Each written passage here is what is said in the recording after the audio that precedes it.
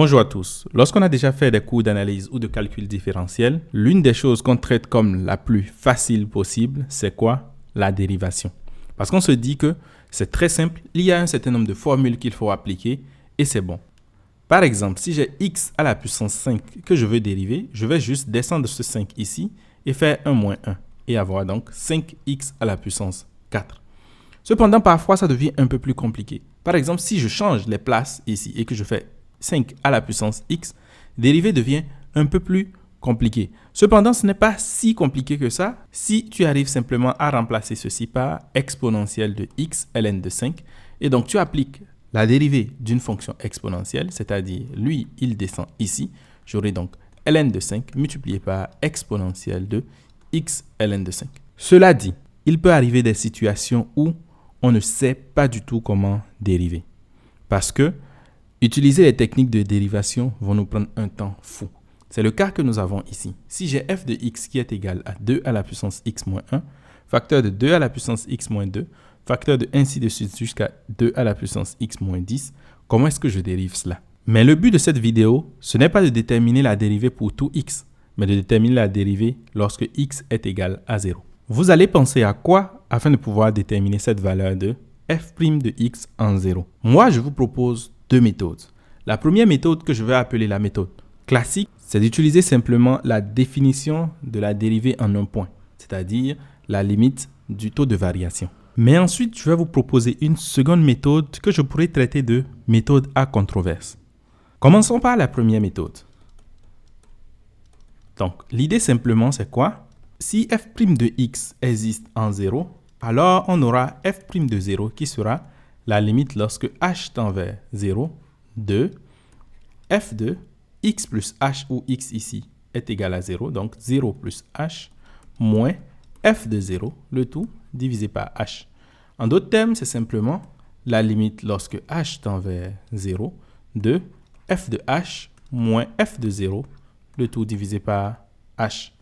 Donc ici, si je remplace f par sa valeur, j'aurai donc simplement 2 à la puissance h moins 1, facteur de 2 à la puissance h moins 2, ainsi de suite jusqu'à 2 à la puissance h moins 10, moins f de 0. f de 0, bien évidemment, si je remplace ici x par 0, j'aurai ceci qui sera égal à 0. Les autres valeurs seront négatives, mais c'est correct. 0 multiplié par n'importe quelle valeur est égal à 0, donc j'aurai 0 ici. Le tout divisé par h. Ensuite, qu'est-ce qu'il faut faire? Il faut déjà remarquer que lorsque h se rapproche de 0, tout ce qui est ici ne se rapproche pas de 0. Le seul qui se rapproche de 0, c'est ceci. Donc, je vais séparer ma limite en deux.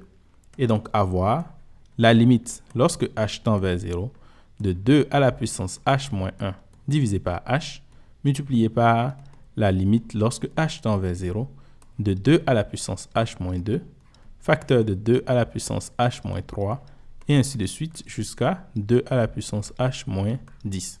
Ensuite, comment est-ce que je calcule ça? Déjà pour le premier, je peux réécrire ça comme la limite lorsque h tend vers 0 de quoi? De exponentielle de h ln de 2 moins 1 divisé par h. Mais si je veux avoir une limite remarquable qui est très connue pour la fonction exponentielle, je devrais multiplier ceci par ln de 2 et donc diviser aussi par ln de 2. Et ensuite, j'ai le reste de ma limite qui est la limite lorsque h tend vers 0 de 2 à la puissance h moins 2, ainsi de suite jusqu'à 2 à la puissance h moins 10. Donc, une fois encore, cette limite est une limite qui est super connue. Elle converge simplement vers 1. Et si ceci converge vers 1, ça veut dire juste que le résultat sera logarithme népérien de 2 pour le premier. Et ensuite, pour le reste, je remplace juste h par 0, ce qui va me donner 2 à la puissance 0 moins 2, facteur de 2 à la puissance 0 moins 3, et ainsi de suite jusqu'à 2 à la puissance 0 moins 10. 2 à la puissance 0 étant égal à 1, c'est comme si j'ai moins 1 multiplié par moins 2 multiplié par moins 3, ainsi de suite jusqu'à moins 9. Donc ici, on remarque qu'il y a 9 éléments. Donc, j'ai 9 fois moins 1. Donc, le résultat sera négatif, c'est-à-dire moins. Et ensuite, j'ai 1 fois 2 fois 3, ainsi de suite jusqu'à 9, c'est-à-dire simplement factoriel 9. Donc, le résultat que je voulais avoir, c'est bien évidemment moins factoriel 9 multiplié par logarithme népérien de 2. Et ça, c'est f' de 0. Une méthode classique pour la résoudre. Utiliser la définition. Cependant, est-ce qu'on aurait pu faire ça différemment? C'est ce que nous allons essayer de faire ici. Nous allons essayer de réfléchir par rapport à ça. Donc, revenons sur notre fonction de départ. La fonction f de x est égale à 2 à la puissance x moins 1, facteur de 2 à la puissance x moins 2, et ainsi de suite jusqu'à 2 à la puissance x moins 10. Donc, déjà, ce que je peux remarquer avec cette fonction, c'est que c'est un produit de certains éléments. Donc, si je veux, je peux réécrire cela comme le produit des k allant de 1 jusqu'à 10 de 2 à la puissance x moins k. Ça, c'est déjà bien.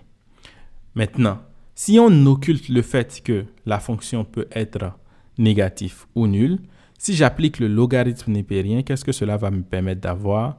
Ça va me permettre donc de faire partir le produit afin d'avoir une somme. Et comme vous le savez, faire la dérivée de somme est beaucoup plus simple que faire la dérivée d'un produit.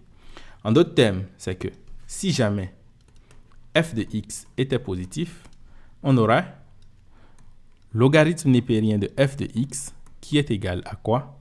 Qui est égal à logarithme népérien du produit des k allant de 1 jusqu'à 10 de 2 à la puissance x moins k. Et là, si j'applique la propriété du logarithme népérien, je peux dire que le logarithme népérien du produit, c'est la somme des logarithmes népériens. J'aurai donc la somme de k allant de 1 jusqu'à 10 de logarithme népérien de 2 à la puissance x. Donc, ceci, c'est le logarithme népérien de ma fonction. N'oublions pas ce que nous voulons faire. C'est quoi? C'était faire la dérivée. Maintenant, pourquoi est-ce que j'ai fait le logarithme népérien? C'est pour oublier cette affaire de produit, mais avoir des sommes maintenant. Et si je veux faire la dérivée de ln de f de x, j'aurai quoi? Donc, la dérivée de ln de f de x, c'est égal à... C'est égal simplement à f' de x divisé par f de x. N'est-ce pas? Oui, ça, il n'y a pas de problème par rapport à ça. Mais puisque ln de f de x est égal à ceci, ça veut dire que je peux dériver de l'autre côté aussi. Donc, j'aurai la somme de k allant de 1 jusqu'à 10 des dérivées de chaque élément ici. Et dérivée de ln de 2 à la puissance x moins k, c'est tout simplement la dérivée de 2 à la puissance x qui est égale à 2 à la puissance x multiplié par ln de 2, un peu comme ce que j'ai montré avec 5 à la puissance x un peu plus tôt, que je divise ensuite par 2 à la puissance x moins k. Super. Donc, est-ce que je peux conclure maintenant que f' de x est simplement égal à f de x multiplié par la somme de k allant de 1 jusqu'à 10 de 2 à la puissance x ln de 2 divisé par 2 à la puissance x moins k. Et à partir de là, si je veux calculer par exemple f' de 0, il me suffit juste de poser f' de 0 est égal à f de 0 multiplié par la somme de k allant de 1 jusqu'à 10 de 2 à la puissance 0 ln de 2 divisé par 2 à la puissance 0 moins k. Seulement que si je fais ça, j'ai deux problèmes. Le premier problème, c'est lequel? C'est que f de 0 qui est là est égal à 0. Et le second problème, c'est lequel? C'est que si jamais k est égal à 1, j'aurai 2 à la puissance 0 moins k qui serait aussi égal à 0. Donc, en fait, dans ce calcul, j'ai un 0 divisé par 0 et qui n'existe clairement pas. Et ceci est totalement compréhensible. Pourquoi? Parce que, rappelez-vous, ce que nous avons pris comme hypothèse de base, c'était que f de x est censé être strictement positif. Et pour x qui est égal à 0, j'ai f de x qui est égal à 0. Donc, normalement, on ne peut pas faire directement ceci. Cependant, je me demande, si j'ai 0 sur 0, en général, si je pense cela en termes de limite, ça voudrait dire que si j'arrive à lever l'indétermination qui est basée sur ce 0 sur 0, peut-être que je peux avoir le bon résultat.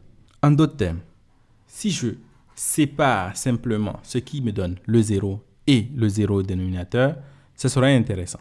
C'est-à-dire, je vais réécrire f' de x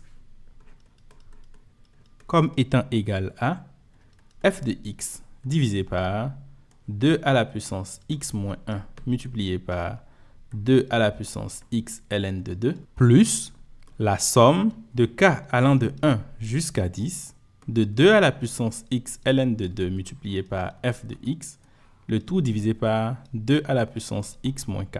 Pardon, le k commence à partir de 2 cette fois-ci. Cette partie, je sais que ça ne va pas me donner 0 au dénominateur. Et comme pour x est égal à 0, f de x est égal à 0, donc le résultat, je sais que ça va me donner 0. Pour l'autre partie, par contre, je peux arriver à simplifier. Puisque f de x, il ne faut pas l'oublier, est simplement égal à 2 à la puissance x moins 1 facteur de 2 à la puissance x moins 2, ainsi de suite, jusqu'à 2 à la puissance x moins 10. Donc, j'ai clairement 2 à la puissance x moins 1 qui est à l'intérieur et donc qui peut être simplifié. Ça veut dire simplement que f' de x dans ce cas serait égal à 2 à la puissance x ln de 2, je le garde comme ça, multiplié par 2 à la puissance x moins 2, ainsi de suite jusqu'à 2 à la puissance x moins 10. Et ensuite, de l'autre côté, j'ai aussi la somme de k allant de 2 jusqu'à 10 de 2 à la puissance x ln de 2 f de x divisé par 2 à la puissance x moins k.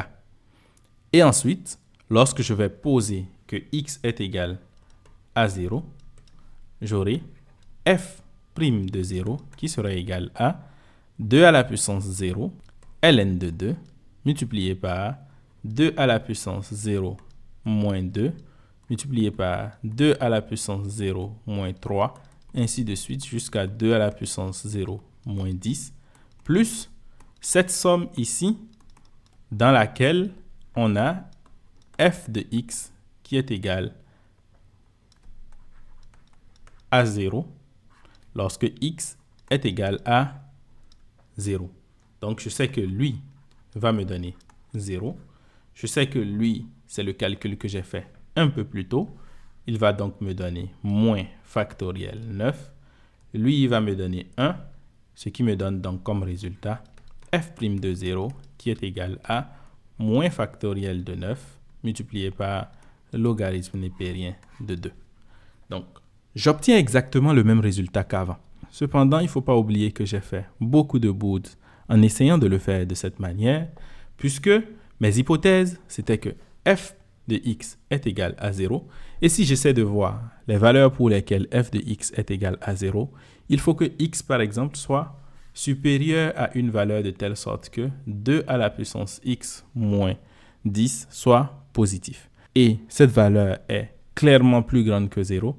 Donc, venir remplacer x par 0 après, c'est un peu bizarre. Dites-moi en commentaire ce que vous pensez de cette méthode. Pensez-vous qu'on aurait pu résoudre ça sans qu'il n'y ait des problèmes de raisonnement? Et je vous entends dans l'espace commentaire.